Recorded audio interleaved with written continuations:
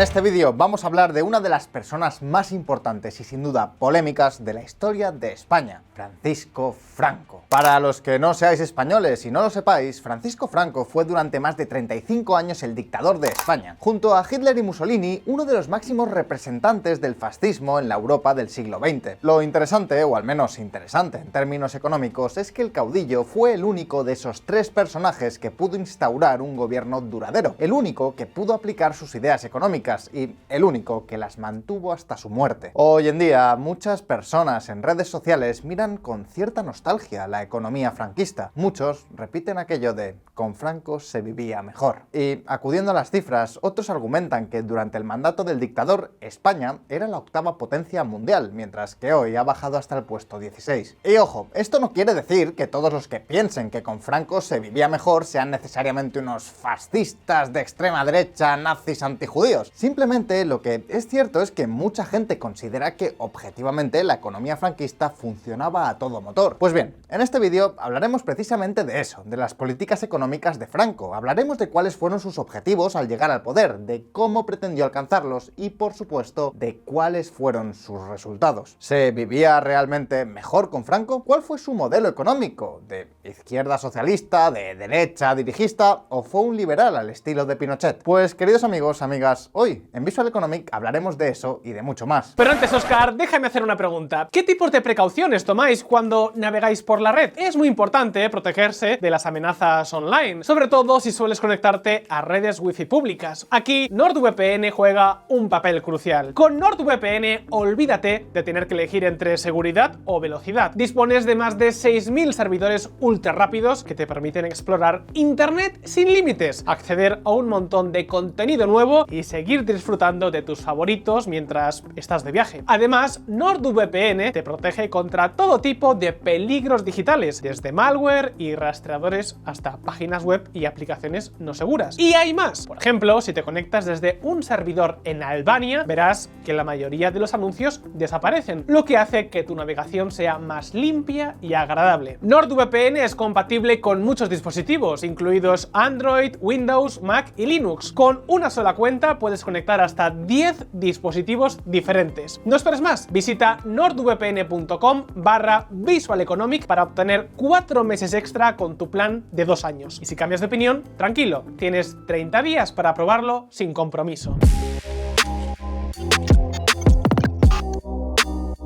Franco llegó al poder tras la Guerra Civil Española. Se proclamó como el caudillo de España y tras ello empezó a gobernar el país con mano de hierro. Su objetivo, pues igual os sorprende, pero Franco dedicó todos sus esfuerzos a construir una España con fuerte igualdad social, con servicios públicos como la educación, la alimentación y la vivienda que fortalecieran los valores tradicionales. Y es que, en el sentido económico, el Franco de la posguerra era mucho más de izquierdas de lo que podría pensar todo el mundo. Sus ideas estaban influenciadas por el falangismo, que era una ideología que sobre el papel no se definía ni como capitalista ni como socialista, pero que en el fondo defendía un intervencionismo totalitario sobre todo el sistema económico. Un Estado totalitario armonizará en España el funcionamiento de todas las capacidades y energías del país, en el que dentro de la unidad nacional el trabajo, estimado como el más ineludible de los deberes, será el único exponente de la voluntad popular. Si el Franco de los años 30 y 40 existiera en la actualidad, posiblemente sus propuestas económicas se parecerían más a la de partidos como Sumar en España o al peronismo en Argentina. No hablaríamos de una derecha como la de Trump o Bolsonaro. Es más, si analizamos el programa económico de la Falange, un partido cuyo líder acabó siendo el mismísimo Franco en 1937, tras la fusión con los carlistas, lo que veremos son perlas como estas. No es tolerable que masas enormes vivan miserablemente mientras unos cuantos disfrutan de todos los lujos. Defendemos la nacionalización del servicio de banca y mediante las corporaciones a la de los grandes servicios públicos. Vamos, que cualquiera diría que Franco era un woke de categoría, o al menos en lo económico, porque en lo social ya era otra historia. Así que como buen wokeonomic, cuando el caudillo ganó la guerra, su meta fue precisamente esa, crear riqueza, pero sobre todo redistribuirla. Organizar un modelo con empresas públicas y un Estado fuerte capaz de dar servicios públicos para todos. ¿Y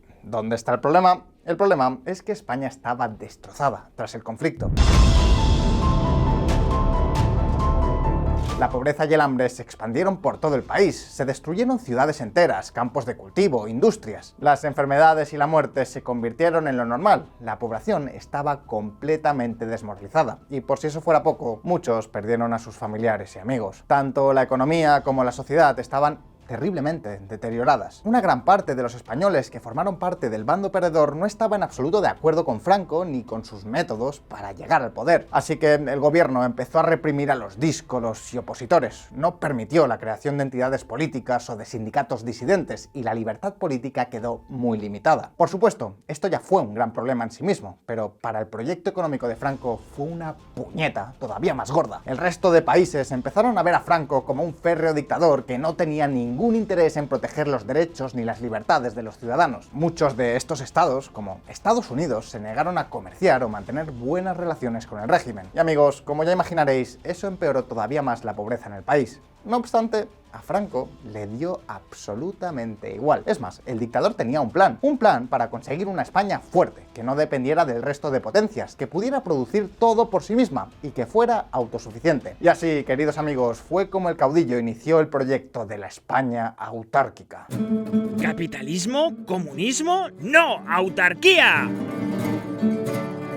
El primer paso del plan de autarquía de Franco fue a las raíces de todo: controlar el sistema productivo a través de las empresas públicas. ¿Por qué motivo? Pues bueno, como veis en pantalla, cuando el dictador llegó al poder, la producción industrial estaba completamente desplomada. Los bombardeos de la batalla y la muerte de miles de trabajadores hizo que la actividad industrial del país se redujera en hasta un 20%. Evidentemente, esto era un problema que el caudillo debía resolver y para ello en 1941 fundó el Instituto Nacional de Industria, una organización encargada de invertir dinero público y dirigir los objetivos industriales del país. Con esta medida, Franco quiso conseguir un claro objetivo: desarrollar la industria nacional. Porque, de nuevo, recordad esto porque será importante. Franco quería una España fuerte e independiente, aislada de los demás. Una gran industria pública le podía servir para demostrar a todo el mundo que no necesitaba la ayuda de nadie. Pero ¿queréis un ejemplo? Pues seguro que a muchos españoles os suena Endesa, la empresa nacional de electricidad. Se convirtió en la principal productora y distribuidora eléctrica del país. Compañías públicas como esta pretendían abastecer a todo el mundo. No buscaban necesariamente ser rentables ni competitivas. El propósito prioritario era producir en masa. Ya sabéis, objetivos políticos sobre objetivos económicos. Una fórmula que, paradójicamente, resultaba bastante bolivariana.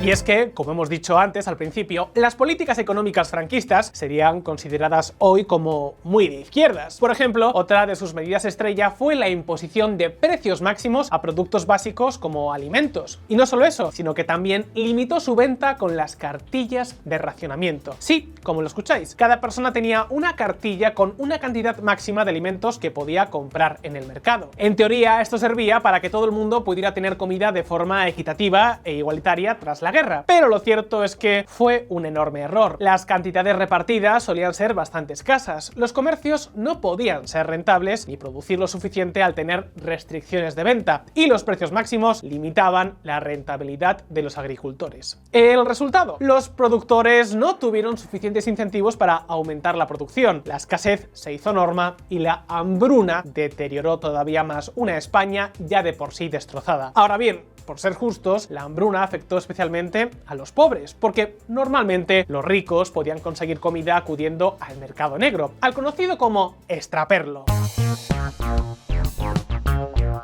El extraperlo fue todo un sistema oculto que importaba alimentos desde países extranjeros sin que el gobierno se percatase. Los precios de este sistema eran muy elevados, solo la gente con más dinero podía acudir a él, pero su existencia fue absolutamente crucial para salvar a los españoles. Para que os hagáis una idea, existen estimaciones de que el extraperlo llegó a ser incluso más grande que el mercado legal en alimentos como el trigo. Fue un auténtico salvavidas. Ahora bien, más allá de eso y siguiendo en la línea de la izquierda económica, Franco también fue un férreo defensor de los derechos laborales. De hecho, llegó a crear un sindicato estatal llamado el Sindicato Vertical, cuya finalidad fue conseguir la mayor igualdad social posible y proteger lo que el dictador llamaba intereses nacionales. Es más, el tan mediático hoy Miguel Ángel Revilla, expresidente de Cantabria, gracias a su alianza con el Partido Socialista, fue delegado de este sindicato franquista. Y a ver, es cierto que el régimen prohibió otros sindicatos, pero posiblemente eso se debiera más a factores de control político que a cuestiones de derechos laborales. Pero es que, por si esto fuera poco, el dictador también impuso estrictas normas bancarias, regulaciones en el mercado de trabajo, enormes controles al comercio internacional con duros aranceles y un sinfín de intervencionismo económico que, de nuevo, nos vuelve a recordar a ciertos países de América Latina. Como veis, todas las ideas económicas del caudillo, al menos en su primera etapa, estuvieron muy pero que muy lejos de ser amigables con el capitalismo de libre mercado. La pregunta es, ¿cómo le fue a España con esas políticas económicas? ¿Consiguió Franco impulsar la economía española tras el caos de la guerra? Pues bien,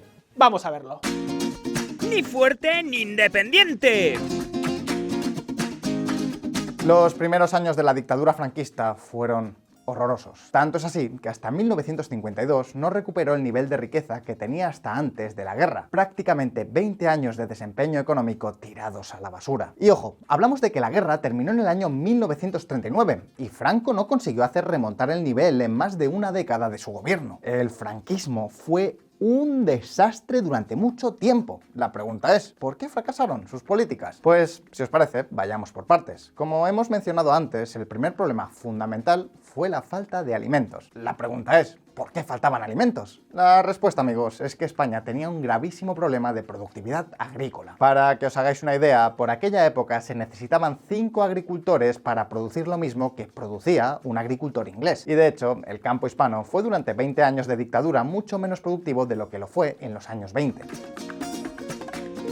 España era una tierra sin pan. La situación llegó a ser tan crítica que Franco tuvo que hacer de tripas corazón con su política de autarquía y acudió al exterior en busca de ayuda. Aquí, amigos, el papel de la Argentina para acabar con el hambre en España fue clave. En 1946, el presidente electo Juan Domingo Perón concedió una serie de préstamos a pagar a 25 años a un tipo de interés preferente para que Franco pudiera comprar carne y cereales argentinos. El valor total de los créditos fue de unos 1.750 millones de pesos de la época. Hoy, unos 7.000 millones de dólares. Sencillamente impresionante.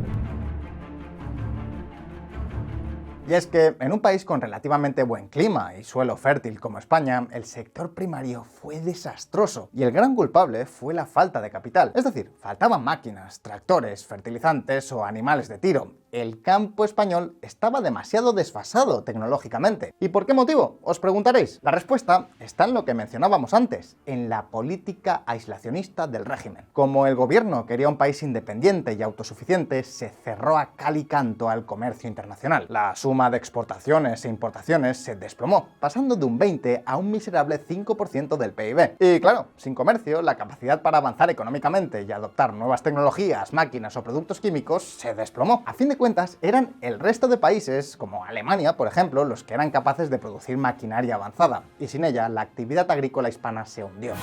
En el caso de la agricultura cerealista de secano, la imposibilidad de obtener fosfatos hizo caer dramáticamente la productividad de la tierra. No obstante, lo cierto es que sería un error pensar que la falta de equipamiento fue la única causante de todo el retraso productivo español. Otro factor, quizá igual de importante, fue la enorme fuga de talentos que se produjo durante la guerra. Y es que, al acabar el conflicto civil, muchos académicos, profesores y pensadores que se oponían al régimen franquista decidieron marcharse, o, en el peor de los casos, fueron expulsados. En cualquier caso, los problemas de España no se quedaron solo en el sector privado, porque el sector público también era un auténtico fracaso, empezando por las propias cuentas del Estado. Resulta que, con la política de alimentar a toda la población, las inversiones públicas y las leyes sociales, el gobierno empezó a gastar mucho, pero que muchísimo dinero, mucho más del que conseguía recaudar. Consecuencias, exacto, déficit a montones. Para que os hagáis una idea, España llegó a tener un déficit público de hasta el 14% en 1946, un déficit que financió, por supuesto, al más puro estilo bolivariano. Durante toda la década de los 40, el Banco de España sacó la maquinita de imprimir billetes y compró toda la deuda pública del gobierno. Y, por supuesto, la inflación no se tardó en disparar. El aumento de precios alcanzó niveles récord de los últimos 100 años, con tasas inflacionarias que rozaron el 20%. Y sí,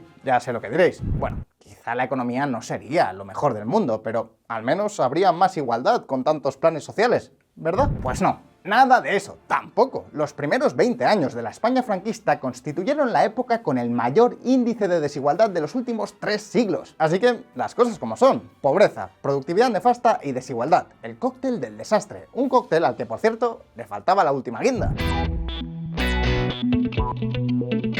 Porque, ¿os acordáis que hemos dicho que Franco quiso industrializar el país a través de multitud de empresas públicas? Pues bien, por desgracia, la mayor parte de ellas ni fueron rentables ni lograron niveles productivos suficientes. ¿Por qué razón? Bueno, en primer lugar, porque ya de por sí las industrias estatales suelen ser poco rentables. Como hemos dicho, se priorizan objetivos políticos sobre objetivos económicos. Pero, en segundo lugar, España tuvo enormes dificultades con el petróleo.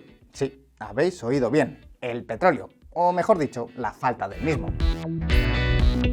La gasolina en la España de posguerra era tan escasa que comenzaron a surgir todo tipo de proyectos. Vehículos eléctricos, motores propulsados por carbón, leña o alcohol. Incluso algún empresario tuvo la magistral idea del autopedal. Es decir, hacer que los sufridos conductores españoles tuvieran que moverse a pedales. Parece de coña y desde luego el proyecto fue un rotundo fracaso. Pero, ¿qué queréis que os diga? Creo que es un buen ejemplo de la enorme escasez de gasolina a la que por aquel entonces se enfrentaba el país.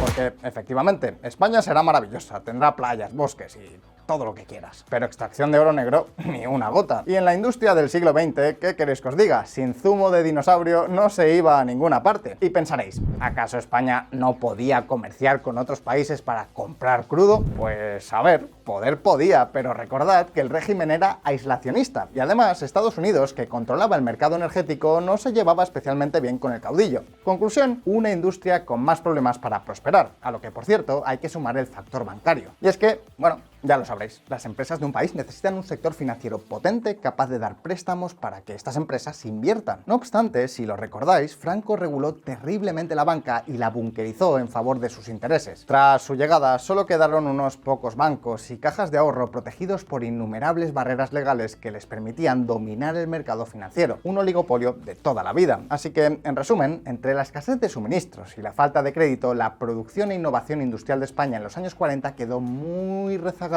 respecto a los países punteros. Y es que, queridos amigos, amigas, podríamos concluir que los primeros 20 años de franquismo fueron un horror. España no solo no consiguió recuperarse efectivamente de la guerra, sino es que prácticamente fue a peor. Fue un periodo que atrasó el nivel productivo del país prácticamente a los del principio del siglo. Ahora bien, esto fueron los 20 primeros años de Franco. La pregunta es, ¿qué fue lo que pasó después? ¿Os suena el milagro económico español? Pues bien, vamos a verlo.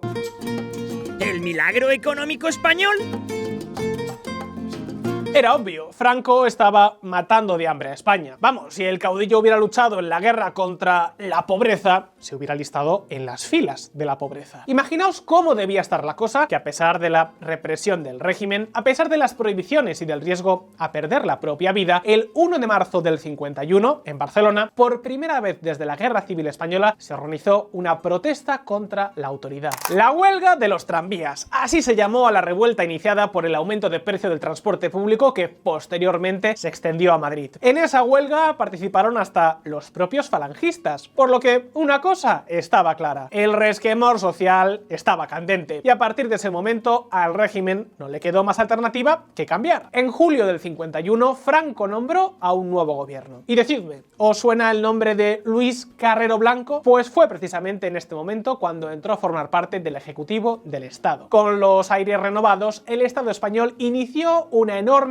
serie de reformas para revertir el fracasado modelo autárquico de los años 40. La primera de ellas, pues efectivamente abandonar la inútil idea del aislamiento. Tanto fue así que en tan solo un par de años el comercio se más que duplicó, volviendo a cifras previas a la guerra. Ahora bien, esto no fue solo un éxito del régimen, porque allí donde hay comercio, el tío Sam asoma las orejas. ¿Y os suena la Guerra Fría? Occidente se llevaba a matar con la Unión Soviética. Y mirad, los fascistas españoles serían unos totalitarios, pero para los Estados Unidos podían ser un aliado estupendo contra los rusos. Así que en el 53 el presidente Eisenhower le dijo a Franco: oye, mira, quiero unas cuantas bases militares en España para tener a raya la URSS. Y Franco le dijo: vale, muy bien, pero entonces yo quiero dinero, entrar en la ONU, que comercies conmigo. Así que, en resumidas cuentas, dicho y hecho. Ahora en España tenemos la base naval de Rota, llena de soldados americanos, precisamente por todo lo que pasó en el 53. En cualquier caso, mejorar las relaciones internacionales le vino de perlas al régimen, y ya no solo por una cuestión de comercio. Convertirse en un país aliado de los Estados Unidos dio mucha más confianza a los inversores internacionales que, hasta la fecha, veían a España como un estado con el nivel nivel de prosperidad privada equivalente a una comuna hippie. Además, las medidas de control de precios se relajaron y las endiabladas cartillas de racionamiento fueron eliminadas. Por otra parte, como hasta la fecha España era aislacionista, no existía un mercado libre de monedas. Es decir, no podías intercambiar monedas de otros países. Pues bien, aunque el mercado cambiario no se liberó por completo, a partir de los 50 se aprobó un sistema de múltiples tipos del estilo de Argentina, que, aun con restricciones, permitió el comercio con el exterior. Y sí, ya sé lo que estaréis pensando. A partir de entonces, seguro que reinó la riqueza, la armonía, el caviar y las gambas. Franco dejó la izquierda económica para convertirse en un verdadero león, en un liberal que dejaría en evidencia al propio Milei, ¿verdad? Pues no.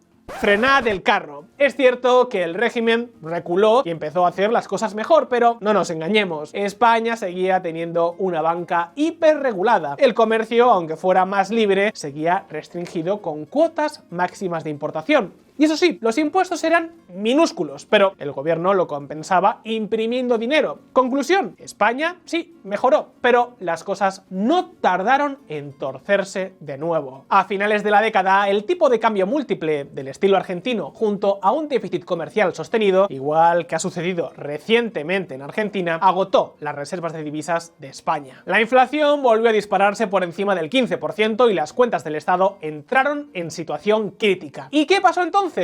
Pues el Opus Dei. Muchos habréis escuchado que el Opus Dei salvó la economía española, y es cierto. En 1957, Franco nombró a expertos en economía de la Iglesia para gestionar el descontrol financiero. Y diréis, ¿expertos económicos de la Iglesia? Lo sé, suena bastante raro, pero la Iglesia Católica fue durante mucho tiempo la encargada de gran parte del sistema educativo español. A día de hoy, universidades españolas tan importantes como la de Navarra o ICADE son del Opus y de los jesuitas, respectivamente. Vamos, que si en los años 50 necesitabas gente formada, la Iglesia Católica era tu lugar. Pues bien, nada más llegar al mando, flexibilizaron los salarios que hasta el momento dependían del gobierno. Crearon los convenios colectivos y, sobre todo, convencieron a Franco para iniciar el Plan de Estabilización del 59. Hablamos de un plan que cambió de pies a cabeza la economía española. Sin él, el PIB per cápita español se hubiera mantenido a un nivel inferior al de Portugal, Bulgaria o Hungría. Pero, ¿en qué consistió exactamente? En primer lugar, el Opus tenía claro que sin la ayuda del resto del mundo, España no iba a ninguna parte. La alianza con Estados Unidos fue buena prueba de ello, y a finales de los 50 se liberalizó cerca del 50% de las restricciones al comercio. Las cuotas de importación prohibitivas se sustituyeron por aranceles. La peseta se integró en el sistema de Bretton Woods, acabando con el sistema múltiple de cambio estilo argentino, y España se unió a organismos como el FMI, que le proporcionaron asistencia tanto técnica como en ayuda financiera. Por otra parte, los tecnócratas cortaron por lo sano la indisciplina fiscal. Se frenó el gasto público, se limitó la cantidad de deuda y aumentaron los tipos de interés. Y por cierto, ¿os acordáis que las empresas públicas no seguían criterios económicos sino políticos? Pues eso, se intentó moderar. Los precios de los servicios públicos, artificialmente bajos, aumentaron para ajustarlos a sus costes reales. Más tarde, en 1969, se liberalizó en buena medida el sector de la banca. Y el resultado solo tuvo una definición: ¡milagro! España rompió todos sus récords en comercio internacional, muy por encima de sus máximos históricos. De la misma forma, la inflación remitió hasta casi dejar de existir en tiempo récord, y la renta per cápita del país empezó a dispararse. Probablemente hablemos del mayor crecimiento de la economía española en cientos de años. Tanto fue así que en prácticamente 10 años, la población pasó de vivir en el campo, alimentándose de lo que podía, a mudarse a zonas urbanas, a tener electrodomésticos, energía eléctrica, agua corriente. Parece broma, pero allá por los años 50, una gran parte de las viviendas no tenían ni agua corriente. Y claro, todo eso mientras en Estados Unidos ya conducían Cadillacs con aire acondicionado. ¡De locos! Si tuviéramos que comparar el caso de España en los años 60 con algún otro país, probablemente sería China, tras su apertura al comercio. Países pobres que a través de políticas de apertura lograron acercarse como un tiro a los más ricos. Ahora bien, ¿quiere decir eso que con Franco se vivía mejor? Pues lo siento, pero no. Es cierto que había pocos impuestos y que España era la octava economía del mundo, pero es que España era la octava economía del mundo también a principios del siglo XXI. La razón es que es un país muy poblado y europeo. Pero fue con el auge de los países asiáticos como China o Corea del Sur cuando perdió su posición. En realidad, la España que dejó Franco era mucho más pobre que Francia, Alemania, Italia, Reino Unido o incluso Venezuela. Las empresas públicas seguían sin funcionar. Muchas de ellas sufrieron duramente la subida de precio del petróleo tras la creación de la OPEP y no podían ajustar sus costes porque el gobierno restringía los salarios y básicamente no permitía los despidos. Asimismo, el tejido fabril español, dirigido por el Estado, puso todos los huevos en la misma cesta. Empresas metalúrgicas, navales, muchas de ellas dependientes del coste energético que se disparó. Para compensarlo, el gobierno aumentó un 30% las subvenciones a sus industrias, pero como no tenía suficiente dinero y los impuestos eran bajos, volvió a darle a la maquinita de imprimir billetes. Conclusión, pues ya lo veis en pantalla, vuelta a la inflación y al endeudamiento. En resumen, amigos, con Franco no se vivía ni de lejos mejor que ahora. De hecho, cosas tan básicas como tener un vehículo en cada familia se consideraban un lujo. Franco mantuvo a España sumida en la pobreza durante sus primeros 15-20 años de mandato, pero supo remediar sus errores dando poder a tecnócratas que tomarán decisiones en su lugar. España mejoró muchísimo a partir de entonces, pero nunca ni de lejos llegó a niveles de riqueza como a los que llegó entre los 80 y principios de los 2000, durante los gobiernos de Felipe González y José María Aznar. Sea como os he dicho esto, ahora te paso el turno a ti. ¿Qué te han parecido las políticas económicas de Franco? ¿Sabías que Argentina había sido tan crucial para acabar con el hambre en España? ¿No os parece curioso que un dictador de derechas tomase medidas que perfectamente podrían ser tomadas por un gobierno de izquierdas? Puedes dejarnos tus respuestas en los comentarios. Recuerda que también puedes resaltar tus aportaciones con el botón de gracias y que con ello también podrás apoyar financieramente al medio independiente que es Visual Economic. Si te ha gustado este vídeo, dale al botón de like, activa la campanita para no perderte ninguno de nuestros siguientes vídeos y nos vemos aquí muy pronto. ¡Un saludo!